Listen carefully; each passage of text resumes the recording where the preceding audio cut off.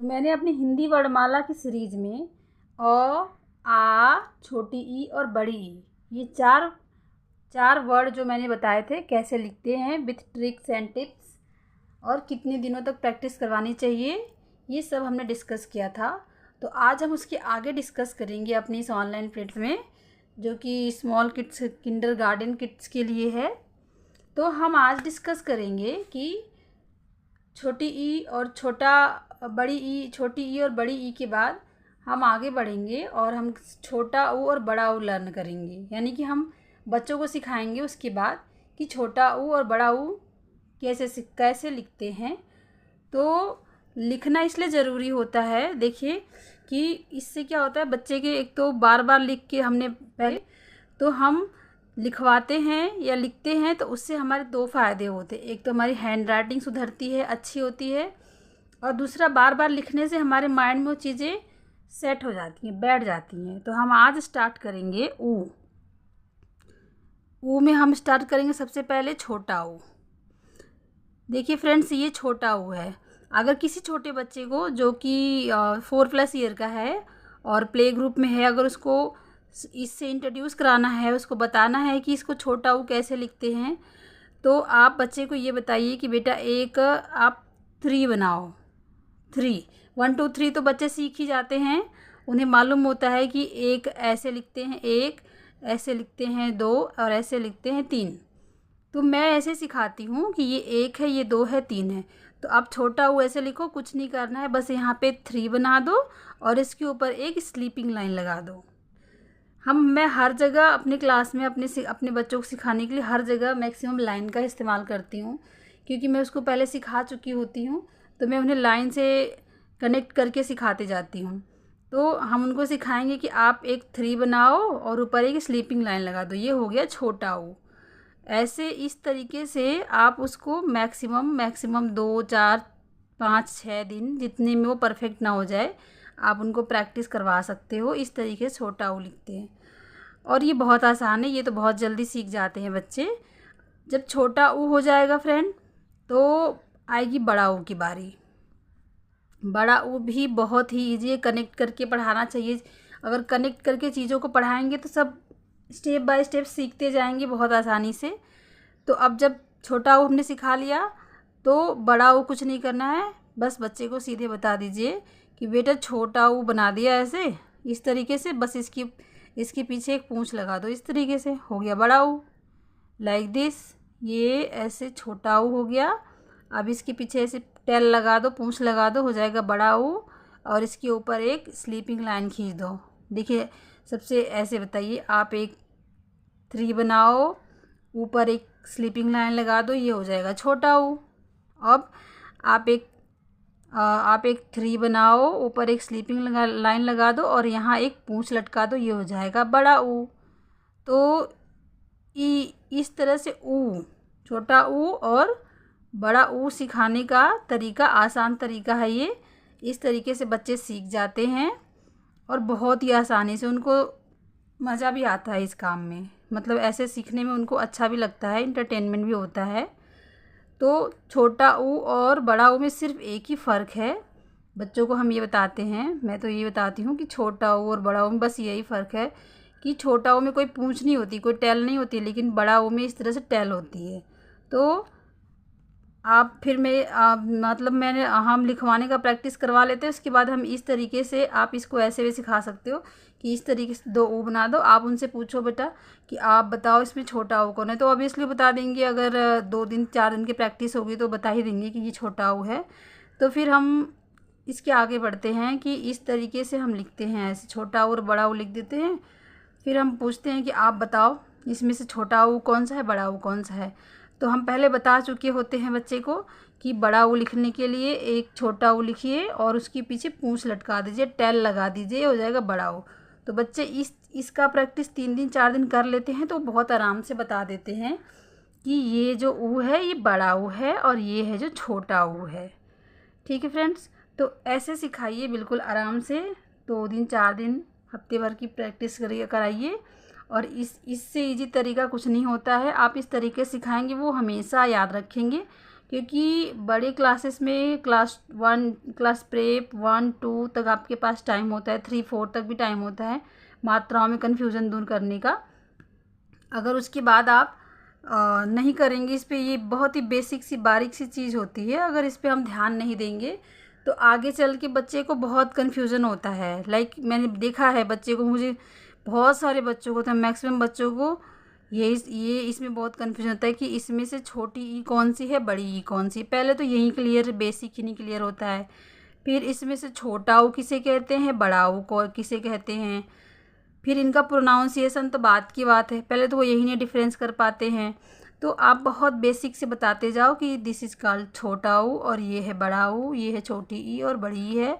छोटा ऊ में कोई टेल नहीं होती है, सिंपल सा 3 बना के उसके ऊपर स्टैंडिंग लाइन लगा, स्लीपिंग लाइन लगा दो छोटा ऊ, और छोटा ऊ लिख के उसके पीछे पूंछ लग गई अगर तो वो हो गया बड़ा ऊ।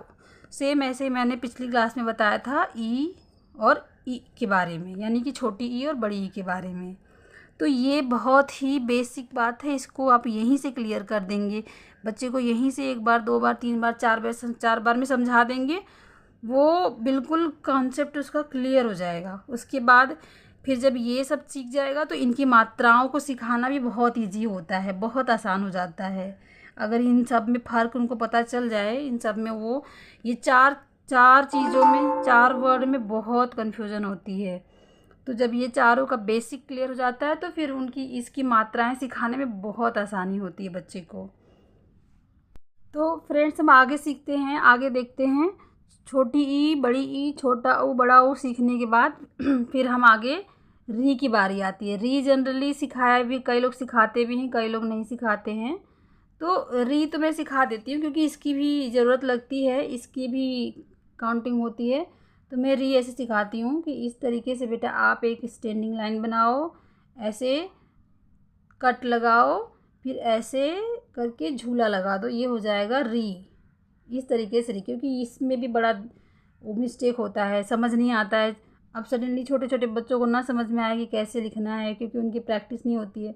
तो थोड़ा सा उनको बहुत आसान शब्दों में सिखाना पड़ता है बेसिक से। तो ऐसे एक स्टैंडिंग लाइन खींचो, एक स्लीपिंग लाइन उसके सर पे लगा दो, ऐसे कट लगाओ ऊपर की तरफ नीचे की तरफ, और ऐसे एक गोला बना के झूला लटका दो, ये बन गया री। ठीक है फ्रेंड्स, तो इस री का प्रैक्टिस भी आप मैक्सिमम कराइए इसमें, क्योंकि लिखने में थोड़ा बहुत मिस्टेक होती है, थोड़ा नहीं बहुत मिस्टेक होती है इसको लिखने में, थोड़ा बना नहीं पाते हैं ना बच्चे।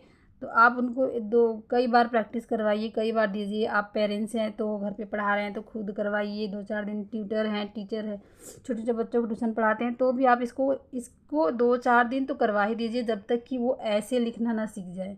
क्योंकि उनका मेन प्रॉब्लम होता है ना, ये लाइन वो समझ नहीं पाते, इसके बाहर इसके ऊपर नीचे चला जाता है। तो जब तक ऐसा लिखना सीख जाएंगे तब जाके आप आगे बढ़िएगा।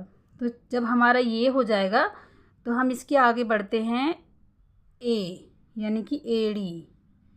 इस तरीके से इसको भी लिखने में बहुत दिक्कत होती है फ्रेंड्स, इसको भी लिखने के लिए कुछ न कुछ तो ट्रिक लगाना ही पड़ेगा। सीधे हम बोलेंगे ऐसे लिख दो, इस तरीके से बना दो, तो बहुत सारे बच्चे बना तो लेंगे। अब प्रैक्टिस करवाएंगे, अगर किसी भी टफ़ चीज़ का हो या इजी चीज़ का हो, कई बार करवाएंगे तो कर लेंगे बच्चे, मैक्सिमम कर लेंगे, लेकिन थोड़ा वैसे नहीं कर पाते कि जिसमें उनको भी सुविधा हो, उनको भी आराम लगे, उनको भी मज़ा आए, इस तरीके से नहीं कर पाते। प्रेशर में हो जाता है, कर लेते हैं, पढ़ना तो है ही बच्चों को।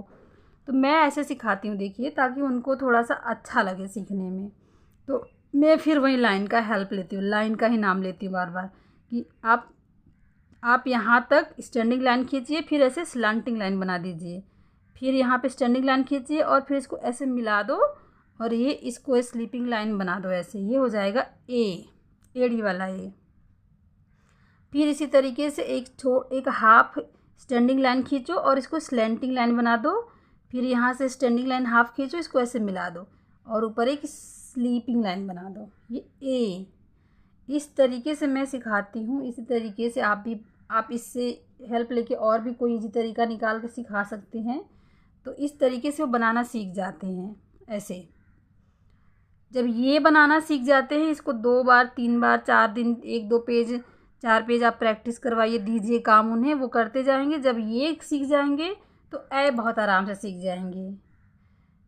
जब ये उनको आ गया बनाने, तो देखिए ये जब हो जाता है फ्रेंड्स, और ये जब आप सिखा लेते हैं तो जब इसके बाद बच्चा इसमें परफेक्ट हो जाता है। हाँ, और एक बात और है कि जब बच्चे इस तरीके से बनाना न सीख जाएं तब तक आप उनको ऐसे इस फॉर्मेट में लाकर ही आगे बढ़िए। नहीं तो कई बार ऐसा होता है ना कि वो इस तरीके से बना देते हैं ऐसे, तो ये तो फिर भी ठीक है थोड़ा सा। तो बच्चे इस तरीके से बनाते हैं, ऐसे कर देते हैं। ये इस तरीके से मैंने कई बच्चों को सिखाया ना, वो ऐसे बना देते हैं। क्या करें, तो आता नहीं है ना, तो इस तरीके से करते हैं। तो कई लोग स्किप करते हैं, आगे की तरफ बढ़ते हैं। तो मुझे नहीं लगता कि इसको छोड़ के अगर आप आगे बढ़ें और ये सोचें कि आगे बड़ा होगा तो सीख लेगा, सही हो जाएगा, शायद ना भी हो पाए। तो इसलिए आप यहीं पे परफेक्ट करते जाइए, इसी आसान तरीके से सिखाते जाइए। तो जब आपका बच्चा या ये कोई भी बच्चा इस तरह से सीख जाए आपके द्वारा, या आप जो सिखा रहे हैं, तो फिर उसके बाद ए के ख़त्म होने के बाद आएगी बारी ए की। ए बनाना बहुत ईजी है। जब वो पहले से ए सीख ही चुके हैं बच्चे, तो आप सीधे उनको इंट्रोड्यूस करो कि ए बनाइए ऐसे, और उसके ऊपर एक झंडे लगा दो, झंडा, उसके सर पे एक झंडा लगा दो, ऐसे ए बना दो और उसके ऊपर एक झंडा लगा दो, ये हो जाएगा ए। ऐसे ए बनाओ, झंडा लगा दो, हो जाएगा ए नक वाला ए। ठीक है, तो ये तो देखा आपने, देखा ये कितना आसान है। थोड़ा मुश्किल इसमें आएगी, जब ये सीख जाएंगे तो ये बहुत ईजी है। और आप इन सारे वर्ड्स का, इन सारे वॉवेल्स का, सारे स्वर का आप, मैं मतलब मेरा तो एडवाइस यही रहेगा कि आप पर्टिकुलर एक एक बच्चे को 1 दिन, 2 दिन, 3 दिन, 4 दिन तो प्रैक्टिस करवाइएगा ही, ताकि वो एकदम अच्छा हो जाए, परफेक्ट हो जाए, हैंड राइटिंग भी अच्छी हो जाए। इससे क्या होता है, हैंड राइटिंग में भी इम्प्रूवमेंट होता है, बहुत अच्छा लगता है। हैंड राइटिंग सही हो जाती है बच्चे की ऐसे सीखते सीखते। लिखने से, प्रैक्टिस करने से याद भी होता रहता है और हैंड राइटिंग भी अच्छी हो जाती है। तो हमारी आज की क्लास में बस इतना ही। अब हम नेक्स्ट डिस्कस करेंगे बाकी वर्ड को, बाकी स्वर को अगली क्लास में। तब तक के लिए please keep watching. Thank you.